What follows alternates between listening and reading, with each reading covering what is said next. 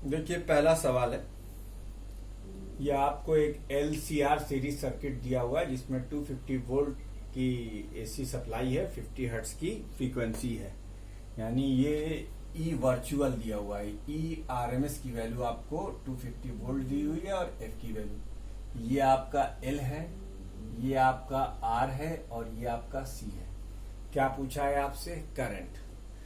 तो करंट निकालने के लिए आपको सबसे पहले निकालना होगा Z, impedance of the triangle. Impedance of the triangle निकालने के लिए सबसे पहले आप एक्सएल निकालें। एक्सएल के लिए फार्मूला है 2 पाई एफ इंटू एल। तो 2 इंटू 3.14 इंटू एफ की वैल्यू 50 हर्ट्स और एल की वैल्यू 10 हेनरी, ये ओम में आ जाएगा। इसी तरीके से आप एक्सी निकाल लीजिए। 1 अपॉन 2 पाई एफ इंटू सी, यानी 1/2 इंटू 3.14 इंटू एफ की वैल्यू 50 और सी की वैल्यू है 2 इंटू 10 की पावर -6। 2 इंटू 10 की पावर -6। बेटा आपके यहाँ कैलकुलेटर अलाउ है, बहुत आराम से एक्सएल और एक्सी आपने निकाल लिया। आर की वैल्यू आपको गिवन है कितनी? 50 ओम। जेड की वैल्यू निकाल लीजिए। जेड की वैल्यू कैसे आएगी? जेड की वैल्यू आएगी R² plus XL minus XC का होल स्क्वायर। अब सारी वैल्यू पुट करेंगे, कैलकुलेटर यूज करेंगे, फटाक से करके इसका आंसर आपके सामने आ जाएगा। उसके बाद आपको पावर फैक्टर निकालना है। ये जो cos फाई होता है इसी को हम पावर फैक्टर कहते हैं। क्या कहते हैं? Power factor. और आप जानते हैं इसका फार्मूला अभी हमने आपको सिखाया है कुछ इससे पहले वाली वीडियो में, R/Z। तो R की वैल्यू सब्स्टिट्यूट करेंगे और Z की वैल्यू सब्स्टिट्यूट करेंगे। कैलकुलेटर आपके पास है, आराम से सॉल्व करेंगे। ये पहला क्वेश्चन LCR सीरीज सर्किट का आपका सॉल्व हुआ। वैल्यू पुट करके आंसर मिला लीजिएगा। वीडियो को पॉज कीजिए, इसे नोट कीजिए। मैं दूसरा क्वेश्चन नोट करता हूँ। वीडियो को पॉज किया था क्वेश्चन को नोट करने के लिए। ये वेस्टिंग ऑफ टाइम है कि हम आपके सामने क्वेश्चन भी नोट करें। देखिए इस क्वेश्चन के अंदर आपको इसका पोटेंशियल ड्रॉप VR 80 वोल्ट दिया हुआ है, VC दिया हुआ है, VL दिया हुआ है। अब आपको EMF निकालना है, फाइंड द EMF। तो बेटा याद दिला दूं आपको, मैंने एक ग्राफ खींचकर बताया था। E की वैल्यू जो होती है वो VR plus under the root VL minus VC का होल स्क्वायर होती है। ठीक, सॉरी, आई एम सॉरी, ये होती है वैल्यू। ठीक, अब यहाँ VR की वैल्यू कितनी है? 80। तो 80 का स्क्वायर। VL की वैल्यू है 100 और इसकी वैल्यू है 40 का square.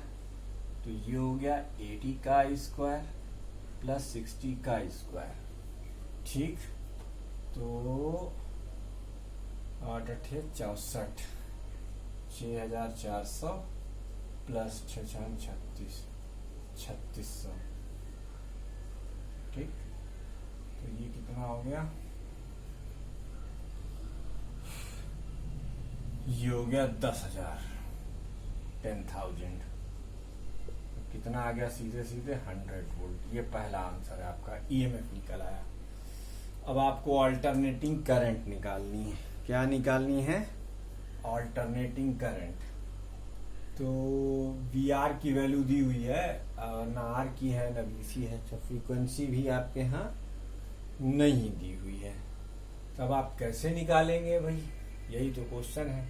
How will you calculate the alternating current? अरे यार EMF मालूम हो गया ना, EMF तुम्हें अब मालूम हो चुका है, तो अब उसमें EMF की वैल्यू रखो। क्योंकि इस क्वेश्चन में रेजिस्टेंस का जिक्र नहीं है, इसलिए हम करंट तो फिलहाल आपके लेवल पे नहीं निकाल पाएंगे, इसलिए हम करंट यहाँ नहीं निकालेंगे। हम देखो यहाँ पर एक फार्मूला लगाएंगे, tan फाई।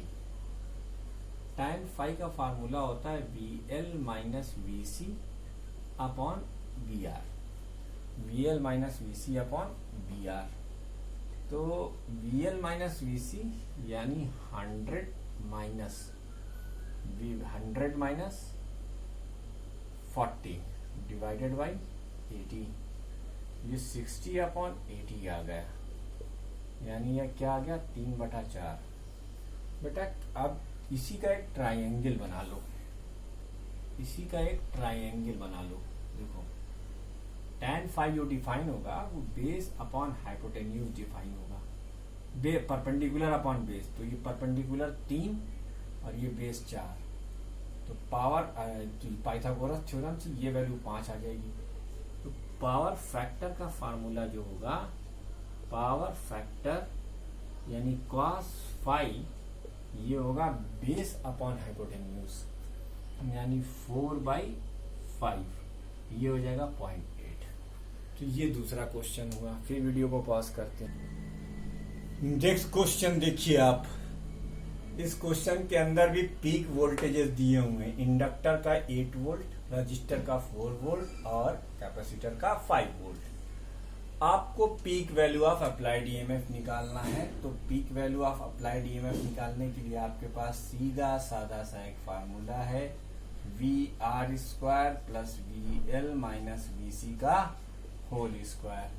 तो ये हो गया अंडर दी रूट VR² की जगह पर आप लिखेंगे 4 का स्क्वायर प्लस VL की जगह पर आप लिखेंगे 8 का स्क्वायर, 8 माइनस 5 का स्क्वायर, ये आ जाएगा 4 का स्क्वायर प्लस 3 का स्क्वायर यानी 5 वोल्ट।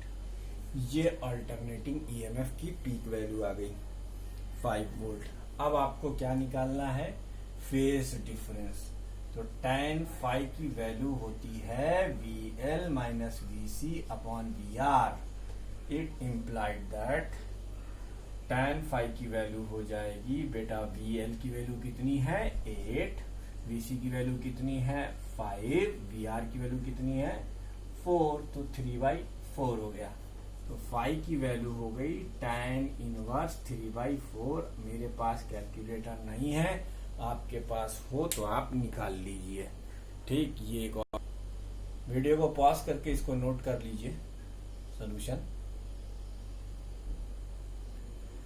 ये क्वेश्चन देखो, अब ये जरा सा फ्लेवर बदला हुआ। जो कॉइल हमने आपसे कहा था कि एलआर सर्किट होती है, देखो ये लैम्प का रेजिस्टेंस 8 ओम का है, जो कॉइल का रेजिस्टेंस हमें पता नहीं है, लेकिन सर्किट में बहने वाली करंट हमें पता है। हमें जेड निकालना है, हमें जेड निकालना है और हमारे पास ये भी मौजूद है।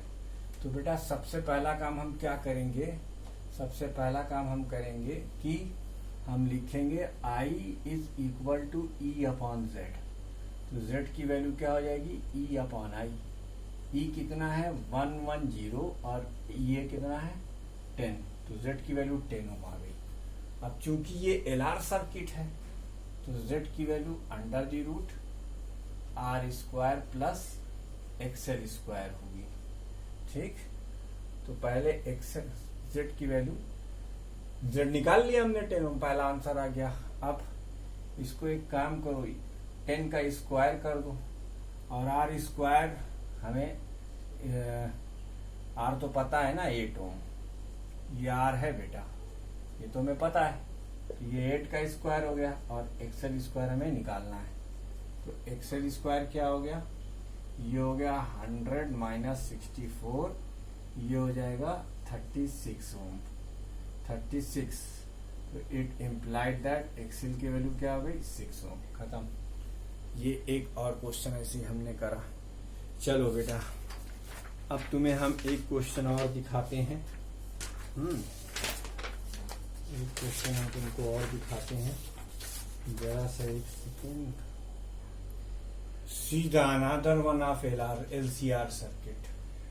देखो इसकी रीडिंग 80 वोल्ट है, इसकी रीडिंग 60 वोल्ट है। इसकी ना हमें रीडिंग पता है ना हमें इसका इंडक्टेंस पता है। आपसे पूछा जाता है find the current in the circuit. तो बेटा अगर 100 ओम के रेजिस्टेंस की रीडिंग 80 वोल्ट है तो हम ओम्स का लॉ लगाकर क्या सर्किट की करंट नहीं निकाल सकते? बिल्कुल निकाल सकते हैं। आप लिखेंगे V1 is equal to IR। I क्या है? Current in the circuit. बेटा सीरीज सर्किट में करंट सेम रहेगी। Current in the circuit, current in the circuit. तो I की वैल्यू क्या हो गई? I की वैल्यू हो गई V1 अपॉन R। V1 की वैल्यू कितनी दी हुई है 80 और R की वैल्यू क्या है 100। ये कितना हो गया, 0.8 एम्पियर की करंट सर्किट के अंदर है। ये आपका पहला आंसर आ गया। अब यही करंट यहाँ जाएगी, ठीक है। तो आप जानते हैं, हमने आपको बताया था कैपेसिटेंस का पोटेंशियल ड्रॉप ओम्स लॉ के टर्म्स में ऐसे लिखा जाता है IXC। अब यहाँ V2 को हम लिख सकते, ये सेकंड वाला आंसर है बेटा, सेकंड वाला आंसर है। V2 की वैल्यू हम लिख सकते हैं I into 1/ωc। It implied that V2 बराबर हम लिख सकते हैं I times 1/2πf into C। तो V2 की वैल्यू क्या हो जाएगी, V2 की वैल्यू हो जाएगी 0.8 मल्टीप्लाइड बाई 1/2 इंटू 3.14। सोर्स की फ्रीक्वेंसी 50 हर्ट्ज और C की वैल्यू हमें कैलकुलेट करनी है। V2 की वैल्यू आपकी 60 वोल्ट दी हुई है। सॉल्व करके आंसर निकाल लीजिए। ये एक और क्वेश्चन आपका मैंने सॉल्व कर दिया। तो उम्मीद करता हूं कि आपको अच्छा लगा होगा ये न्यूमेरिकल्स। आइए, अब ये न्यूमेरिकल की ही वीडियो है तो इसमें सारे इंपॉर्टेंट न्यूमेरिकल्स हम आपको बता देते हैं। ठीक है, देखिए साहब, अब ये आप वीडियो को पॉज करके इसे भी नोट कर लीजिए। इस वीडियो को जरूर देखिएगा, must watch this video. And इसमें जितने भी सवाल मैंने कराए हैं उन सवालों की प्रैक्टिस जरूर कीजिएगा। आइए, एक किरचॉफ लॉ का क्वेश्चन हमारा उधार है आपके ऊपर, वो भी हम आपको बता ही देते हैं। ठीक, किरचॉफ लॉ का क्वेश्चन एक भी शायद नहीं बताया था, सिर्फ ऐसे ही छोड़ दिया था, तो वो भी हम आज आपको बता ही देते हैं। वीडियो में टाइम है। किरचॉफ लॉ का एक भी न्यूमेरिकल हमने शायद नहीं कराया था, तो चलिए अभी ये वीडियो न्यूमेरिकल के लिए बन ही रही है, तो सारे इंपॉर्टेंट क्वेश्चन हम आपको इसमें बताए देते हैं। बेटा, आपको इस क्वेश्चन में I1 और I2 की वैल्यू निकालनी है। तो देखो, ये प्लस की पोलरिटी, ये माइनस की पोलरिटी। किरचॉफ के जंक्शन रूल के हिसाब से यहाँ दो करंट मिलेंगी, यहाँ तक मिलके चलेंगी I1 प्लस I2, और उसके बाद ये अलग अलग हो जाएंगी। ये अपने घर चली जाएगी I1 और ये अपने घर चली जाएगी I2। ठीक, अब एक काम करो, एक लूप देखो, इन लूप ABEFA, ये लूप में ऐसे डायरेक्शन बना दो, ये तुम्हारी इमेजिनरी डायरेक्शन है। इन लूप ABEFA, इस लूप के अंदर हम ट्रैवल कर रहे हैं A से B की तरफ। तो देखते हैं कोई करंट, कोई रजिस्टर, कोई EMF नहीं। B से E की तरफ आते हैं तो हम देखते हैं कि एक 4 ओम का रजिस्टर है। बेटा, करंट जहां से एंट्री लेती है वो प्लस होता है और जहां से लीव करती है वो माइनस होता है। तो इसलिए अब हम जब इधर से B से E की तरफ इमेजिनरी आ रहे हैं तो हम प्लस से एंट्री ले रहे हैं, माइनस से एग्जिट ले रहे हैं, तो हमारे लिए इसका पोटेंशियल ड्रॉप नेगेटिव होगा और हम लिखेंगे 4 टाइम्स I1 प्लस I2।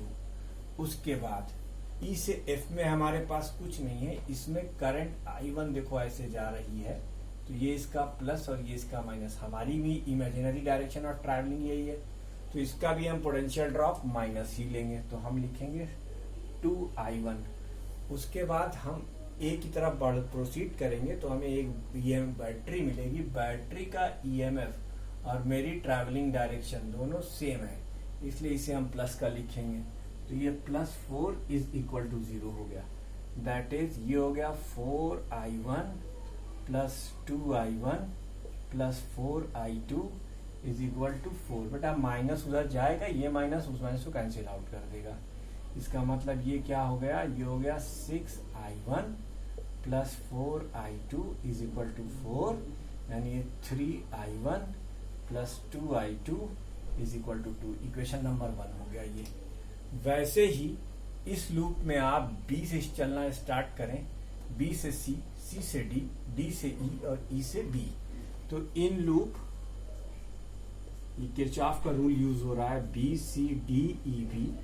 इस लूप में जब आप चलेंगे तो B से C की तरफ आपको कुछ नहीं दिखाएगा, लेकिन इसकी पोलैरिटी, अब EMF की पोलैरिटी मेरे अपोजिट है, तो इसलिए हम EMF इसका माइनस लेंगे। इसका EMF है कितना, -6 है, तो यहाँ -6 लिख देंगे। क्या लिख देंगे, -6। उसके बाद देखो हमारी रजिस्टर में एंट्री माइनस साइन से और एग्जिट प्लस साइन से, यानी अपोजिट टू करंट हो रही है। ये I1 I2 करंट के अपोजिट हो रही है। तो हम क्या लिखेंगे इसका पोटेंशियल ड्रॉप 12 ओम वाले का प्लस 12 I2।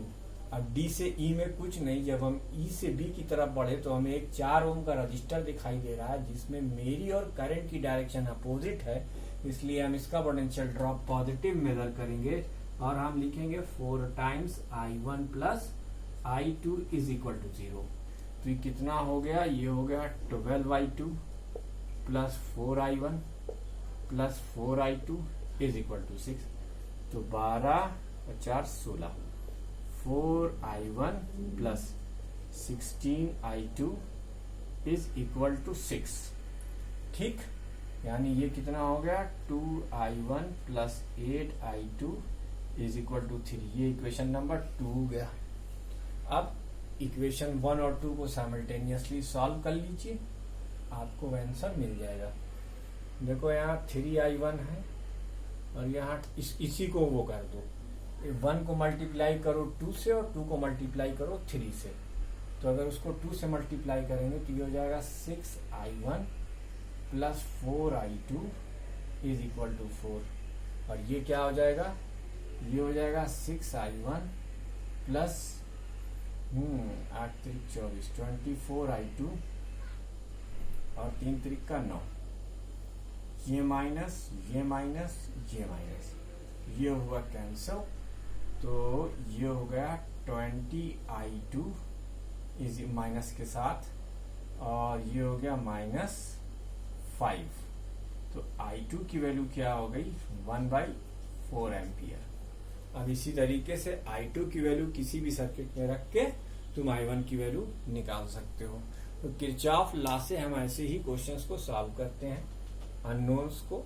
ठीक है, ये किरचॉफ लॉ का भी क्वेश्चन मैंने आपको करा दिए। ये सारे संभावित और इम्पोर्टेंट क्वेश्चंस हैं। इसे आप प्रैक्टिस कीजिए। Wishing you all the best of luck for your exams. अब न्यूमेरिकल्स की कुछ इम्पोर्टेंट वीडियो 1-2 हम बीच में और पोस्ट करेंगे, कभी मौका लगे तो प्लीज उसे देख लीजिएगा। दीजिए मुझे इजाजत, धन्यवाद। और हाँ, एक बात और, इलेक्ट्रोमैग्नेटिक वेव में आपको डिस्प्लेसमेंट करंट की डेफिनेशन याद करनी है, वो मैं आपको कल पोस्ट कर रहा हूँ वीडियो, वो और इलेक्ट्रोमैग्नेटिक वेव के यूजेस, और साथ में जो चैप्टर नंबर 10 में जो इम्पोर्टेंट पॉइंट्स हैं वो सब हम आपको नोट्स दिए दे रहे हैं। आप उसे पढ़ लीजिए और उसे पढ़ के रखे रहिए। It is for your knowledge. हम अभी श्योर एंड शॉर्ट नहीं है, शायद वो भी सिलेबस से हटाया जा चुका है पूरा का पूरा मैग्नेटिज्म, लेकिन अगर नहीं हटाया गया है तो कोई दिक्कत नहीं है, आप उसे पढ़ लेंगे। ठीक है, wishing again you all of the best of luck and don't worry, don't take any stress and pressure. जैसे भी हो, जितना भी हो, आप करने की कोशिश करिए, जितना कर पाए करें, कोई टेंशन लेने वाली बात नहीं है।